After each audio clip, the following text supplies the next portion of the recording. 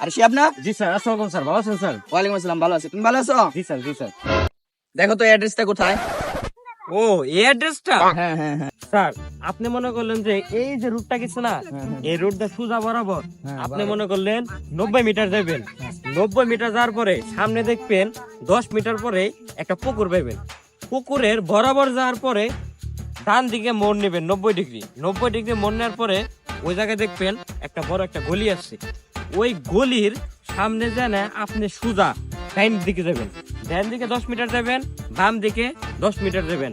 আর এই যে আকৃতি হলো ত্রিভুজের মতো না, এই ত্রিভুজটা আপনি ওই জায়গাটার নাম হইলো গিয়া জানি না, যেহেতু ওই জায়গার নাম জানি না, তার মানে ওই জায়গাটার নাম হলো এক্স, আপনি ধরে নেবেন, ঠিক আছে? তারপরে আপনি ওয়াই বরাবর ডান দিকে যাবেন এবং এক্স বরাবর বাম দিকে যাবেন। বাম দিকে যাওয়ার পরে আপনি যেহেতু আর কোনো দিশা পাইতেছেন না, তার মানে আপনি তখন পিথাগোরাসের সূত্র অ্যাপ্লাই করবেন, ঠিক আছে? পিথাগোরাসের সূত্র অ্যাপ্লাই করার পর যে মানটা বেরোবো ওটাই হইলো এই গলির বাড়ি।